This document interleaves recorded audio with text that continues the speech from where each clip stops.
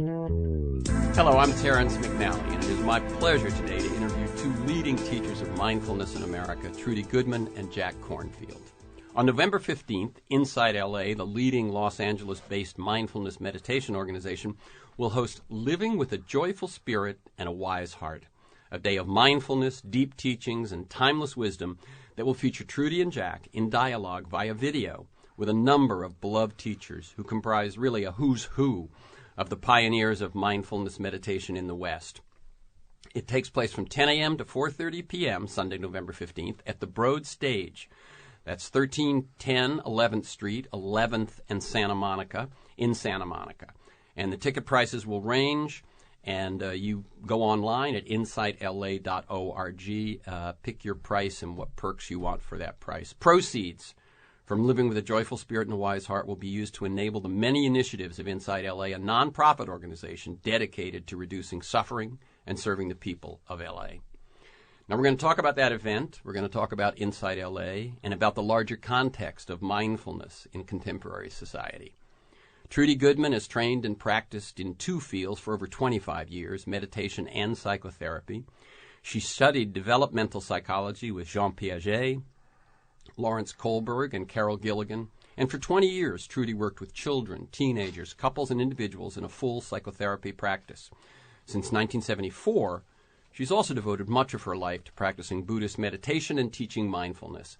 In 2002, Trudy founded InsightLA, and she teaches awareness and compassion practices at USC, UCLA, Children's Hospital of LA, and a variety of community settings. Jack Cornfield is a co-founder of the Insight Meditation Society in Barre, Massachusetts, and founding teacher of the Spirit Rock Center in Woodacre, California. His books have been translated into 20 languages and sold more than 1 million copies. And they include A Path with Heart, After the Ecstasy, the Laundry, Buddha's Little Instruction Book, The Art of Forgiveness, Loving Kindness and Peace, and A Wise Heart, A Guide to the Universal Teachings of Buddhist Psychology. Welcome, Trudy and Jack. Thank you. Thanks, Terrence. Now, I've mentioned a few highlights from both of your bios, but could you each tell us, in your own words, about your paths to the work you find yourself doing today? Who wants to go first? Jack. One of the beautiful things about path and story is that we each have a story of our spiritual path. There's a moment in our life where maybe we're a child and we're, as I did, lying out on the grass on a summer night in the East Coast looking at the stars and then imagining not that I was on top of the world, but that I was at the bottom of the earth, stuck on it by the big magnet of gravity, looking down into the sea of stars and wondering, well, who am I? How did I get to be this human being? What do I do with this? But it was also true that in my family, I had a creative scientist father who was also troubled and violent and abusive and a wife batterer, and I didn't know how to put together the good stuff and the suffering, and I'm not unique in that. Both in families or in human life, we have that. And so when I was in college at Dartmouth, I was studying pre-med, and I went from my organic chemistry class to a class on Asian philosophy and psychology, and this wonderful old professor, Dr. Wing-Sit Chan, sometimes would sit cross-legged on the desk and teach about things like the Buddha's teaching that there's suffering in life, and I started to nod yes, and then there's an end to it. There's a way to work with it, and I need to find this out. So eventually I graduated in Asian Studies and asked the Peace Corps to send me to a Buddhist country so I could start studying in a Buddhist monastery, and did that for some years, and then came back and also studied Western psychology. And somehow through the seeking of my own healing and learning how to deal with my own emotions, my conflicts, nothing in my education taught me what you do with anger, or how do you deal with finding your own best values, or how do you love, how do you have a relationship that works. That wasn't on the curriculum in the Ivy League those days. So I had instead the second half of my education in the monastery, and it so transformed me. I came back joyful, able to forgive, much freer than I had when I left. And then I started to both study Western psychology to kind of figure out what happened to me and how do I fit back in this world. But also people began to ask us, myself and dear friends like Joseph Goldstein and Sharon Salzberg, we see you learn these things. Can you teach them to us? And so we began to teach. Now, I just wanted to double check because you said it very quickly, but you originally went over in the Peace Corps. That's correct. And how did you get from Peace Corps to monastery? Well, I went over in part looking for a good teacher, and I'd read all those Zen books about Zen masters, and I wondered, do they still exist? So I asked to go to a remote place. They said, do you want to be in Bangkok? I said, no, send me, I want to go out, in the wild, so to speak. So I was on the border of Laos and Thailand in the Mekong River Valley working on tropical medicine teams. And this person came to see me and said, I know you're interested in Buddhism. There's a Western monk who's on top of one of the little mountains nearby in a ruined Cambodian temple. Do you want to go pay him a visit? So I went up and saw this man. His name was Sumedo, his monk's name, and he became a quite famous abbot of monasteries in Thailand and England and a very dear friend. And I said, hi, I introduced myself, what's up? And he said, I'd been in the military, I'd been married and divorced. I, too, was in the Peace Corps for a while in Borneo, and I was passing through Thailand, and I met this monk who seemed so happy and peaceful. And I said, I want that. How do I do it? And he said, well, come join us. And I did. And he said, then I found this amazing teacher named Ajahn Chah, who has a forest monastery, remote forest monastery, and doesn't treat Westerners specially, gives us the same tough treatment. Of course, as a young man, you're looking at is there anything dangerous to do around here? How can I test myself? Yeah. So I said, that sounds good, and immediately thereafter went to visit his teacher, who became my teacher and really transformed my life. Excellent. You could never have foreseen what you were to do at that point anyway, because the world of mindfulness in America has changed so much. Very much so. We had no idea. And even when we started teaching retreats, those of us who started in the 70s and then got these beautiful centers that we bought from the Catholic Church, like the Insight Meditation Society for a year-round, as Sharon Salzberg likes to say, we did it all without adult supervision. We were all, in our 20s or 30s. And that's when I first met Trudy. Okay, Trudy, your path. My path is it's different from Jack's, and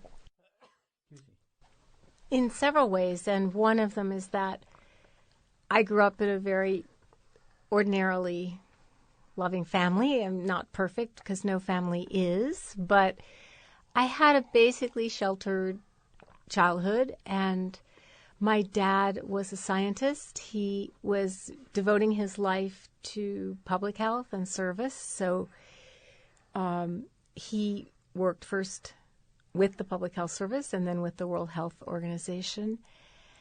And I was taught by him, he was a scientist, an academic physician. I was taught by him to be kind of skeptical, to look into things, to really respect science, the scientific method. He was a very generous and intelligent and kind father. And my mother, too, really devoted a lot of her life to service and volunteer work and taking care of us. And so I went from that background. I was ordinarily tormented as a teenager. You can't be comes with adolescence. Exactly. And, I read all kinds of philosophy, and I was interested, and I wanted to go live in a monastery when I was 15 years old. But there were no Buddhist monasteries or anything like that. This was where my dad was working in France, and this was in France. I wanted to go live with the Russians who had escaped Russia at the time of the revolution in their monastery because I loved incense, and I wanted to learn Russian, and I just loved their church. And my parents really kind of freaked out. I wasn't allowed to do that. But I really felt like the longing to be free from the pressures of adolescence and to be in an atmosphere where people were doing something completely different stayed with me. But it didn't have any way to be expressed because there really wasn't anything yet that I knew about, very little in our country. Mm-hmm. So after that, I just, college, marriage, became a very young mom. But that becoming a mom was actually, that was the life-changing experience for me. And I think this probably happens for many women, but it's particularly in those days, I knew nothing about labor and delivery. We didn't have all the education that exists now. And so I went into that experience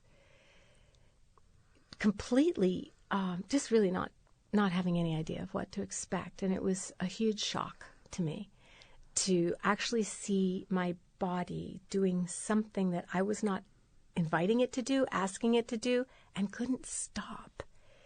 It was like the feeling of being on a roller coaster and you hear that click, click, click, click as the car goes up toward the summit of the highest hill. You can't get off. Ah. It's too late. You're going to go down that hill.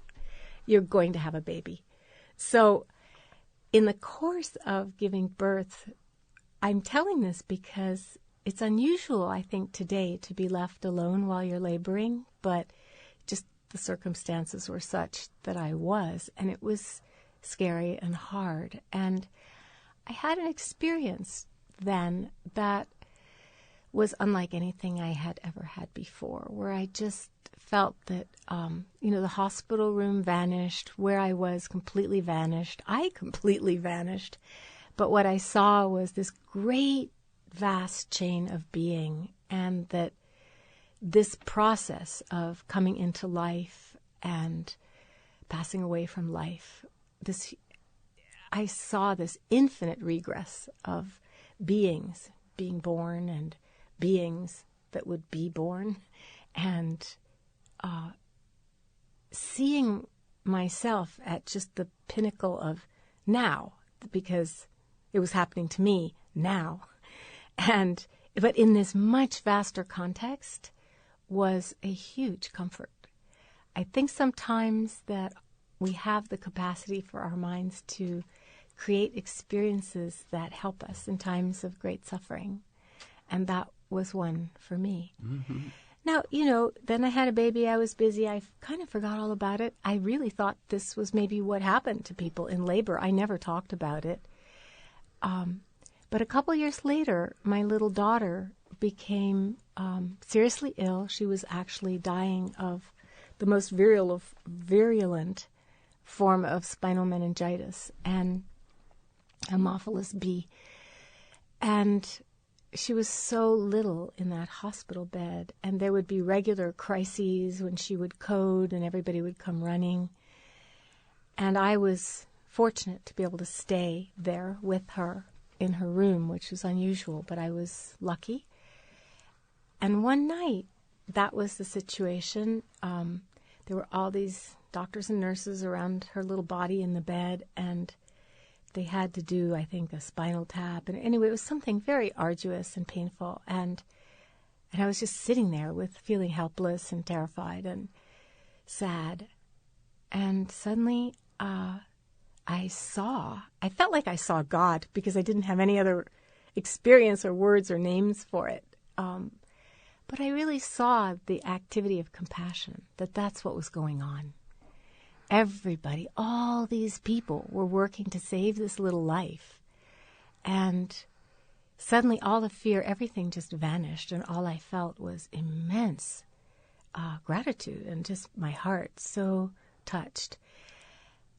It took a long time, but my daughter recovered, and I'm a grandmother. She's well and happy today. But those experiences were important because later, and it was about 2 or 3 years later, that I began with that second experience. I realized, there's more to this life than I thought. And so I began to look for somebody who would kind of understand what had happened or be able to relate to it. And I was living in Cambridge, Massachusetts, going to graduate school at that time, and I began to go hear every visiting Swami or yogi or anybody who came to town, and they all had advice, and none of it seemed right for me. And finally, I went to hear, through the kindness of my friends Larry Rosenberg and Jon Kabat-Zinn, they took me to hear a teacher who became our first meditation teacher, the Korean Zen master, Daesan Sunim, whom Jack has practiced with as well. And when I heard him speak, he couldn't speak English that well. He spoke a kind of pidgin English, and his teaching, it would be things like, the sky is blue and the wall is white. And you'd think, But instead of that response, I started to weep. And it was completely inexplicable. Why am I crying? That's all he said. But I realized that he knew something about life that I wanted to know. He knew what I was looking for. And so I started practicing with him. And I think those early experiences were important because I saw that it had nothing to do with Zen, really, or Buddhism, or any religion or ism. These were experiences that I had in the most ordinary circumstances. Well, giving birth, yeah, a child who's very ill, these things happen. Yeah. They're very ordinary. It doesn't make them less tragic or difficult to right, live through, right. But Their life. their life. What worked for you in your own life then became And I was your just going path to of say, service. and it was so powerful what happened to me in the transformation that I experienced, that I really wanted to dedicate my life to exploring the interface between those two disciplines and how people could free their hearts through them. Very good. We both know where the seeds were, and then we know that you both dedicated your lives to it. How did this event, living with a joyful spirit and a wise heart, come about? Well, I have to say it was my idea. Okay. Because this is the year of my turning 70. And this feels like a different birthday from any of the ones before. Of course, we like the number 7, but not quite as much when we turn 70.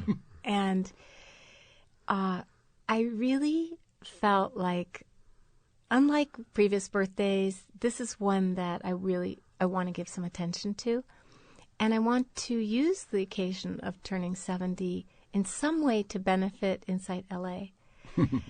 And I really thought about how, and I didn't really know how. And then I thought about LA, where I live, and some of the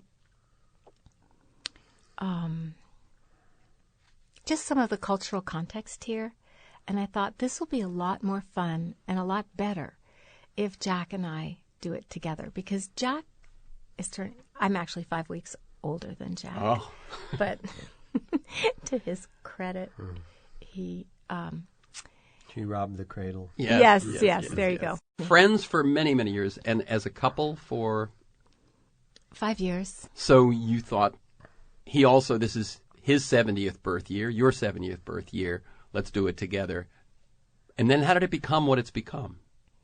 With all the invited guests, as it were. Well, one of the things that Trudy said right away, which resonated with me as well, is we don't want to have a celebration or a party. That's a nice thing. Everybody says gratitude, thank you for all those beautiful teachings, Trudy, and so forth.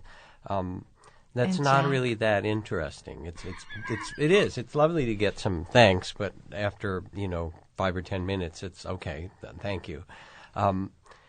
And if we could do anything, let's do something that invites people to come to a deep level of both teachings and their own inner understandings. And we said, well, how could we do this? And also, how could we make it creative for the day and for all those who come? And then we said, well, let's call some of our closest colleagues and friends who've been doing this with us for 40 years.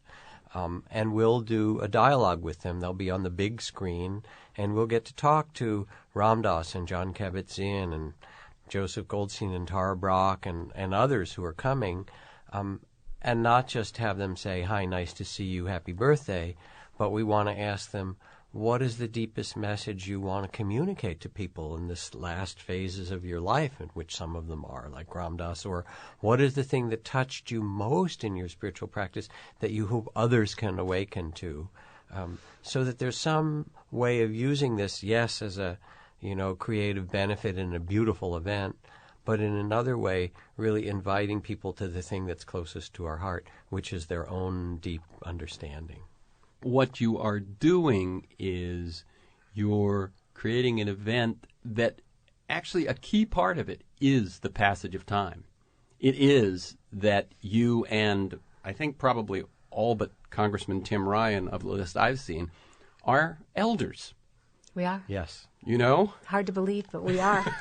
We used to be premature elders, and now we're right. not You tell premature the story, elders anymore. but you tell the story before about without adult supervision. You started this stuff, and now here we find ourselves. There is a bringing elders together, and who knows, how many times this group will have that day. Probably never.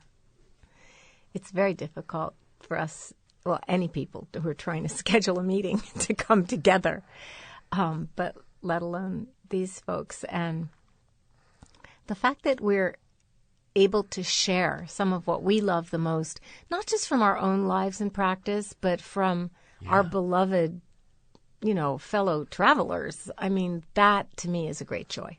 And that is actually the tradition of birthdays in Buddhist countries, is not that you get things, but that the best thing you can do on your birthday is to offer things. And so people love to do that. And, we know even in modern psychological studies that what makes people happy more than anything is also to bring joy and delight to other people. So that's the birthday, the Buddhist birthday tradition from those cultures is giving rather than receiving. And somehow we get to do both on this day. So it's pretty cool.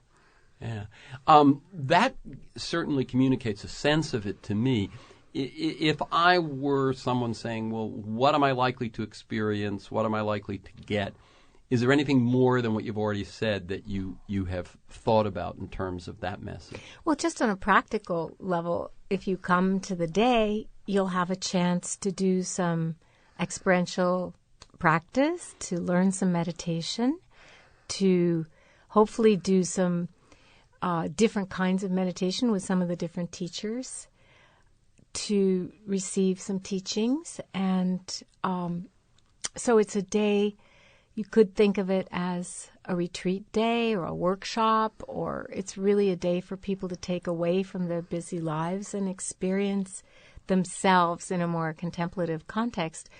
But it's also at the Broad Stage, which is such a fabulous theater that it's a taste of maybe hopefully the stillness and inspiration of the monastery in a really urban, cool setting.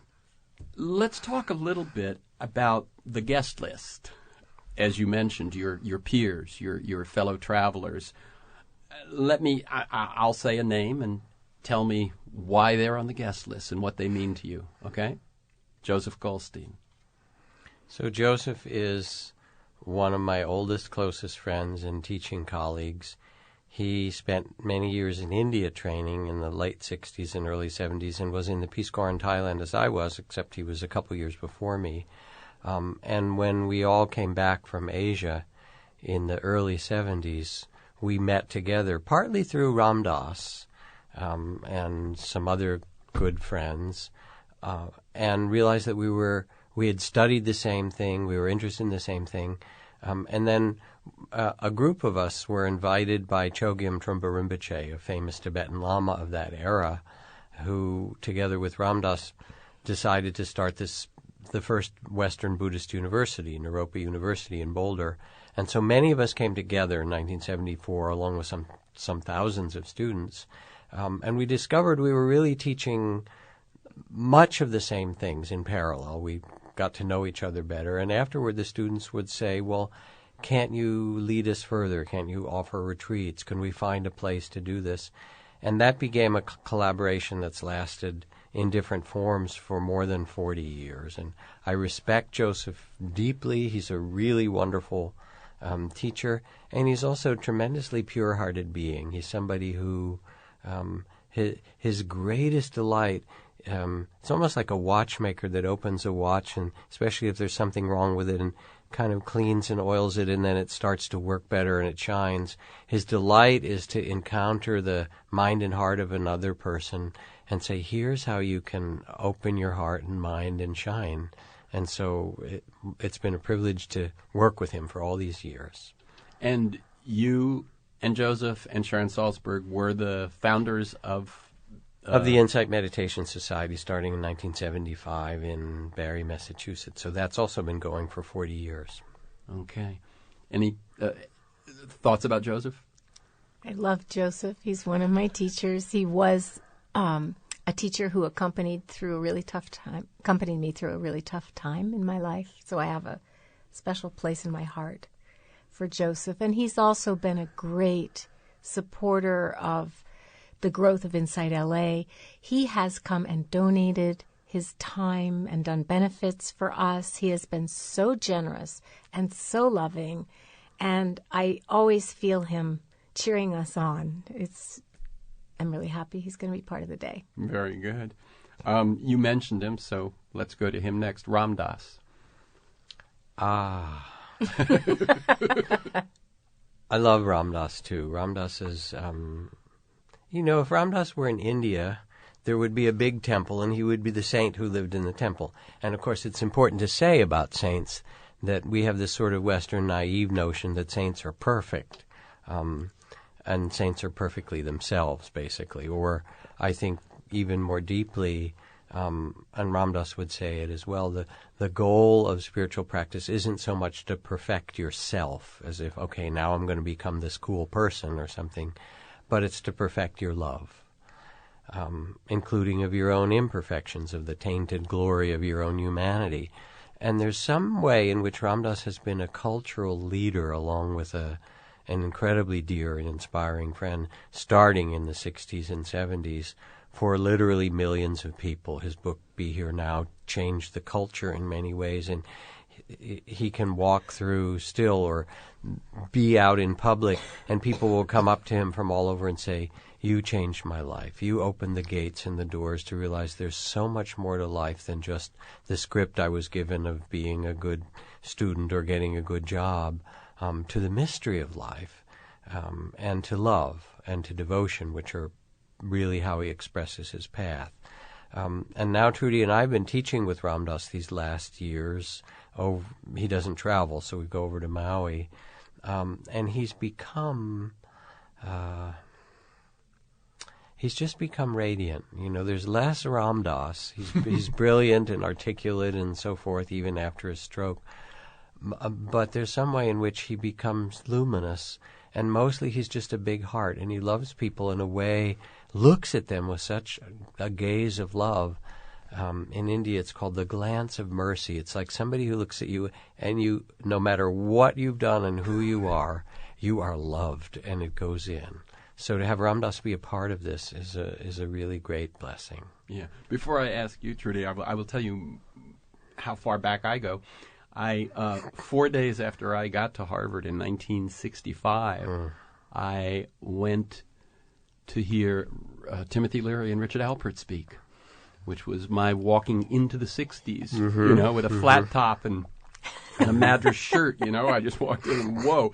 And then my senior year, during the strike over Harvard, where there was this building takeover over the Vietnam War and so on, Ram Dass comes back from India, and he's going to speak at a hall, one of the teaching rooms, and he comes in, and so in the middle of all this anger and stuff that's going on, the hall is packed. He comes in, he lights some candles, he sits on a desk and spoke for 4 hours, which some of you may have been there, and that is the book, Be Here Now. Wow. I mean, it really touches me. Your experience of Ram Dass. have to be honest. My experience of Ram Dass is much more recent. I saw him in Cambridge. I knew he was there. But at that time, I saw him as kind of a love and light guy, and I wasn't like that. Oh. I was a Zen student. Ah. I was really more hardcore. So I didn't connect with Ram Dass back then. As I said, but, he was there, but it's really only through Jack and Jack's love for Ram Dass that I've connected with him. And yes, have taught with him now and have done retreats with him.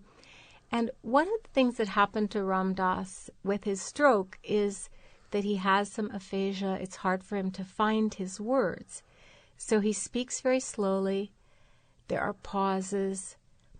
And you mustn't fill in with your own assumption of what he's going to say. So it's very interesting from that point of view. Almost. It's a discipline. You wait. And he's learned to say very wise, loving, profound things very simply. Yeah. Like he describes the whole journey of our awakening into being able to be more fully present and embodied in a loving way in our lives. He said the whole thing is, and he's a Harvard professor saying this, the whole thing is a movement from the head to the heart. Very simple. And it feels true. And then one practice that he gives people now is just to slow into experience and breathe to yourself, I am loving awareness. I am loving awareness. That's all. And for those who may or may not know Ram Dass over the years, what's interesting about the post-stroke Ram Dass is he was so articulate. He spoke in paragraphs, composed paragraphs. You know what I'm saying? He was very eloquent. And great humor. And all of that becomes more difficult, but as you say, becomes something else. Also poignant and touching.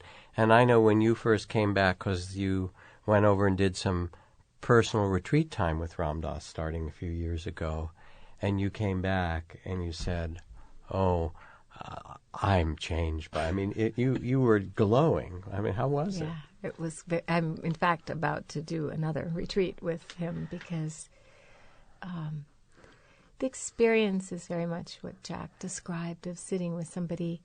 I mean, all the great teachers can transmit that sense of loving no matter what. And it's very healing to bask in the light of that kind of attention. You can just see your mind throwing up all of your problems and challenges and shortcomings, and it's okay. Very good. Someone else that I know is very important to you, and Jon Kabat-Zinn. Okay, so Jon is... You got to go back to high school? I was going to say, I have to go back to childhood because Jon and I met when I mentioned that my dad was working in France for a while at the Pasteur Institute, and so was Jon's dad. And one Sunday afternoon, I was 14 years old, and my parents said, we are going to visit an American family this Sunday afternoon. We'll all go together. And I was just like, oh, no. You can imagine you're 14 and outing with a family to visit another family. So I sulked all the way over in the car. And then when we walked into their apartment, I saw this little Romeo over in the corner. And I thought, oh, maybe this isn't going to be so bad, this visit. And he and I, we really connected. Being American teenagers, he was a year older, American teenagers in French schools, and we were looking at what books we were studying. And long story short, we really fell in love with each other. He was the older man at 15, and so he was my boyfriend for a while. And I wanted to go to the college that was right next to his, and unfortunately, they didn't give me a full scholarship, so I couldn't. But that's how these fates are decided and unfold. But what's really interesting is that we did stay friends. we stayed in touch. Then we lost touch completely for probably 6 years, I would say. And one day, I overheard in an adjacent room his voice, and I thought, I know who that is. And we reconnected, and he was already with Mila at that time, but he was interested in meditation.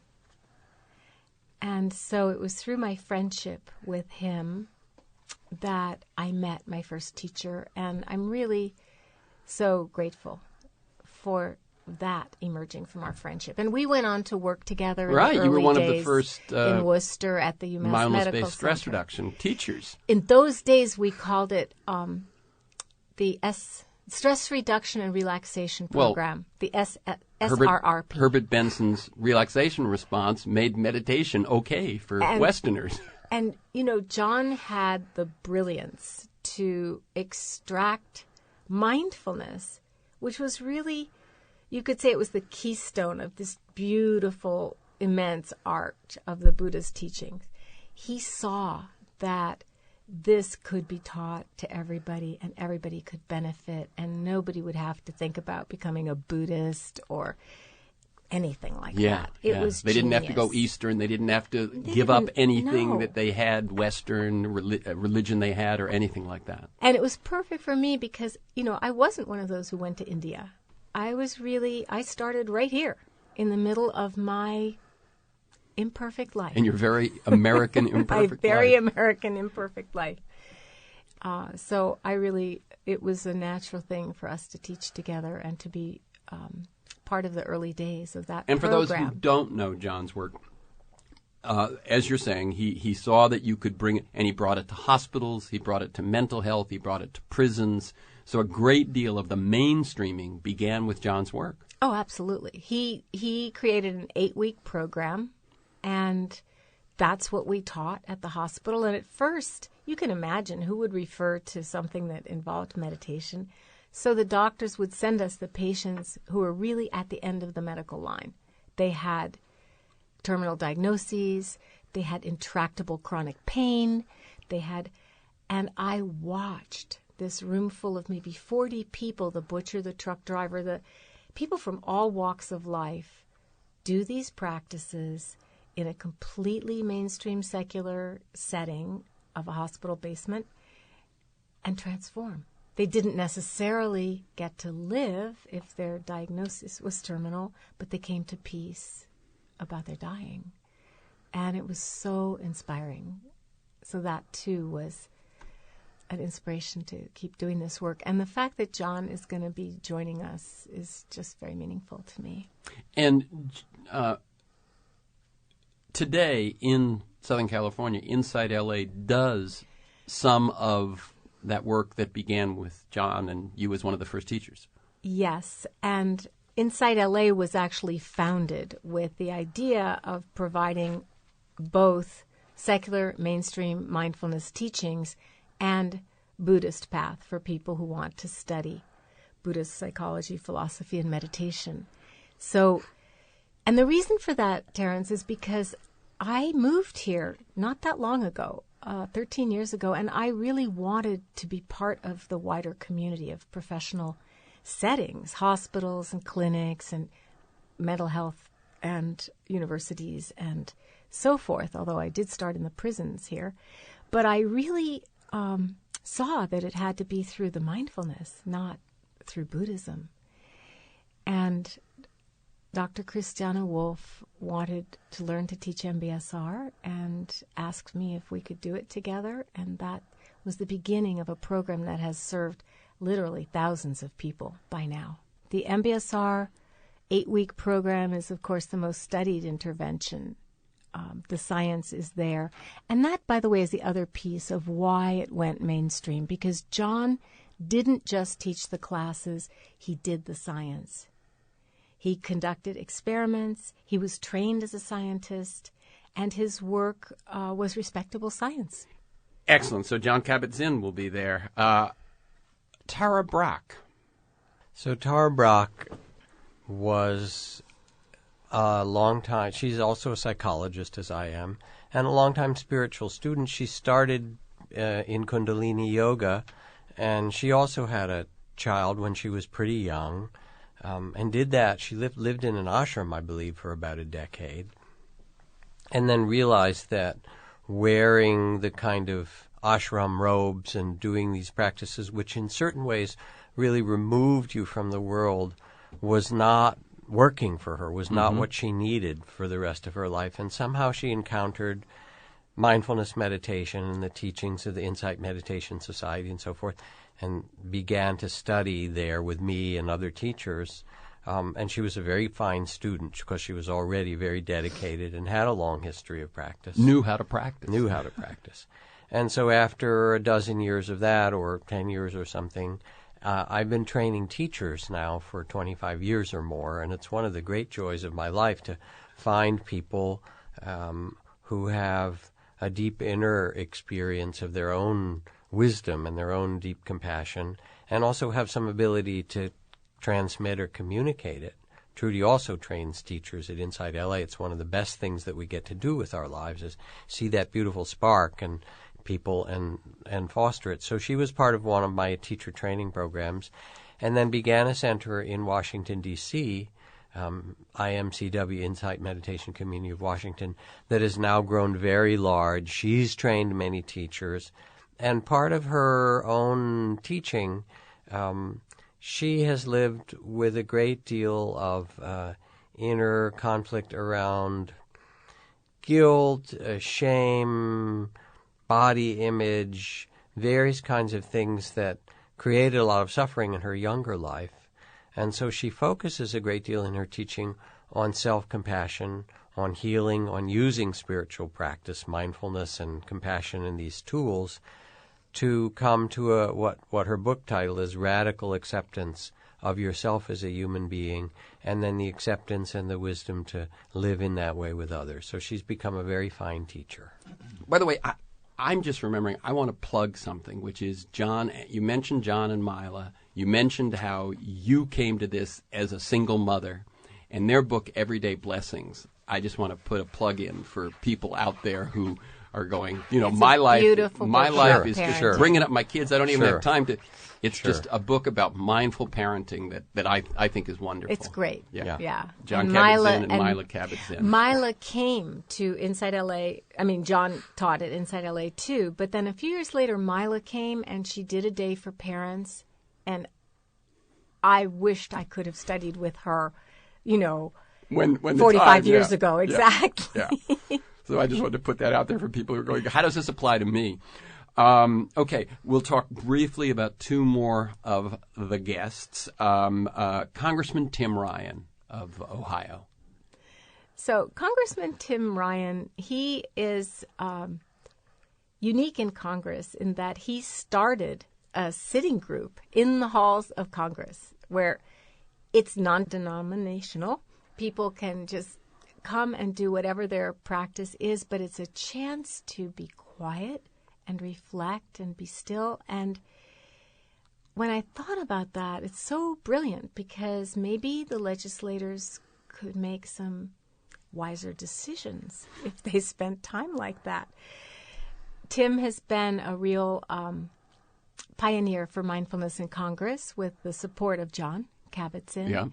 And so we're grateful to him for that. In addition to that, he is a doll. He is such a fun, nice, good guy. Yeah, I mean, what I think about Tim, and I've interviewed him a couple of times, is that he is the sort of who you least expect, Yes. He's a football player, Ohio guy. He doesn't have the Peace Corps in Thailand or, necessarily the early experience with this and that. But he tells a story of how at the end of the 2008 campaign, in which he won, in which Obama won, he was absolutely drained from all that fundraising and stumping and speaking, and he decided immediately following the election to do a 10-day silent retreat with Jon Kabat-Zinn, changed his life. So what I love about Tim Ryan is that he speaks, he is every man, yes. and he speaks to every man, and God love him. Yes, and he walks the talk. He has done the practice. He's experienced firsthand what really is the most authentic reason to do this, which is our own difficulties and suffering that we get into in this life. And he saw how much it helped him and got so inspired. Yeah, a wonderful, very easy-to-read book he has done called A Mindful Nation by Congressman which he Tim gave Ryan. to every member of Congress. That's right. Sharon Salzberg, you're the third of the co-founders. And Sharon is a dear friend and a beloved teacher across America. And she started teaching. She was 21 years old when we began teaching together. And there's some way in which she is what you might call an old soul. When she went to India, she also had a great deal of struggle and suffering in her early years, tremendous kind of pains and difficulties, and then found teachings that really transformed her heart. And she's become, in many circles, she's kind of the metta queen. And metta is a word for loving kindness and compassion. Some of her many books on these practices include loving kindness, and so which is the title of the first of her book. And she embodies it in some very pure and simple way. She's seen so much in her life, and there's a way in which her teaching comes from a channel that's just ancient in her. This is what really transforms a human being. Hatred never ends by hatred. It always ends with love. Love alone is the answer for that, which is a verse from the teachings of the Buddha. But somehow she embodies what that means, what forgiveness and compassion means. And so I'm grateful that she'll be a part of this event, too. And yet one might hear that and think, oh, she's, a holy person. So, no, Sharon is down to earth. No, she's right. We can go shopping together. We can go, she's all these people. That's one of the great gifts, is that each of the people that we've named is actually an ordinary American person living their life with their families, their joys, their sorrows, in the middle of it carrying some beautiful wisdom and some beautiful understanding. Yeah. Trudy. Yeah, I want to say something about Sharon, too, because Sharon is one of the most generous people I know. She offers her time, her expertise, her wisdom, her beautiful presence in a variety of settings that are really tough. Caregivers of battered women, and a lot of our work at InsightLA is motivated by my wish to serve people doing compassion-based work. Everybody, of course, but that too. Particularly. So I resonate with Sharon and her generosity that way. Well, it's interesting because the next question I was going to ask Trudy was about the beginning of InsightLA. What led you to leave home, come here, and start InsightLA? I was leaving a tragic divorce. I mean, really every divorce is so painful, but I call him my husband. My former husband and I mean, we're friends now, but our lives were entwined in every way. We worked together, we lived together. This we is the second. Yes, we taught together, and he and I had to go apart, and it was really sad. And I felt I just don't want to soldier on and be brave. I really need to, it felt like dying. I really need to do something completely different. And so I actually went to Asia and studied and practiced Dharma for a while. And then my daughter, who had gotten married, got pregnant. My mom, who had been in love with and lived with my dad, she was in love with him in elementary school. So she was made up at least as much of him as of herself. My dad passed away, and they had just moved to L.A. So my mom needed help. My daughter was having her first baby. I came to visit and to help out. I had no idea of InsightLA or anything. In fact, I had no idea that I would live here, and I didn't think I would. I didn't know anybody here except them. Nobody. And one teacher I met. But what happened was I saw that they weren't going to not need me in the future. It wasn't going to stop. I couldn't just do a visit and help out. Yeah, did my thing. Exactly. Back, I needed to stay and help out. And around that time of facing that truth, finding a place to live and starting a little bit of a new life here, I met the friend of a cousin. I was introduced to Sarah Davidson, and you were there at the very beginning. That's right. A little group of people meditating in Sarah's living room. That's right. And that's how it started. And I have to say, honestly, I wish I could say I had this beautiful vision of what would unfold and how it would be, but I didn't. It grew very organically. It was completely homemade, like cooking from scratch.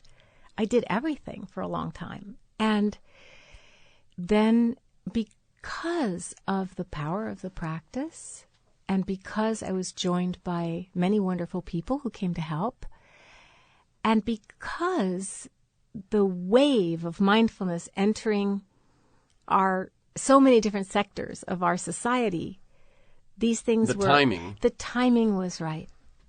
And the fact that there wasn't something here already.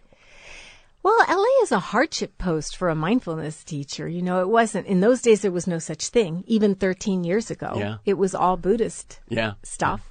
Yeah. And by my bringing mindfulness in, I mean, some of my friends were just like, well, mindfulness? Why? That's where things were here 13 years ago. LA was ready. We were there. There was a wave Oh, happening. I was saying that it's a hardship post for a yes. teacher because it's expensive to live here. Yeah. It's hard. And I came as a middle-aged woman. I was not independently wealthy. It was scary. And that's actually when I reconnected with Jack. And this is important because Jack and I knew each other when we were in our 20s. I sat the second retreat he ever taught or something. I mean, it was, Ram Dass was there, Larry Rosenberg, Jon Kabat-Zinn. We were all learning with you. And you were a good student, I can say that. And It worked out well. Yes, it did. And so Jack, when he heard I was in California, he started calling and asking if I wanted to learn to be a Vipassana teacher. I had been teaching Zen. And so he asked if I wanted to learn to be a Vipassana teacher. And I have to admit, I was a little bit reluctant. I was like, I'm never going to be your point person for Spirit Rock in L.A. and never name the well from which you will not drink. And so I actually went, and Jack mentored me to shift and become a Vipassana In other words, teacher. he'd started too at this point. Yeah. And we just got to be friends and started to teach together because we were just on the same wavelength.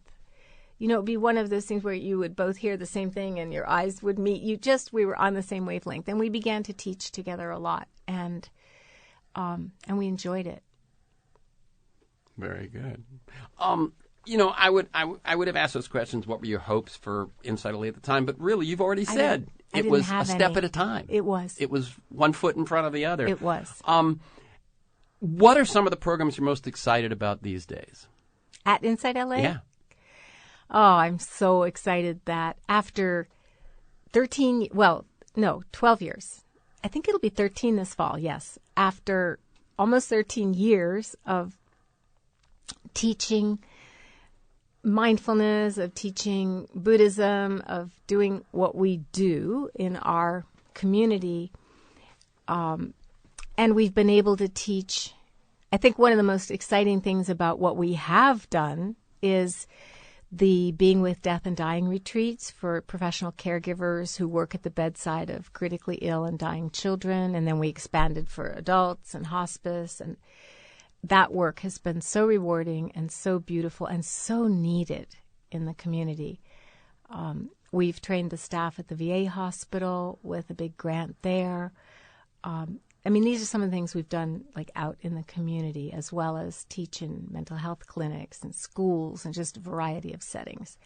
But what I'm excited about going forward is that we were blessed to receive a grant to be able to do some social justice work. And what I mean by that is to serve people who would not be able to afford to come take classes at our center and to go into some of the most intense areas of suffering and offer teachings to help.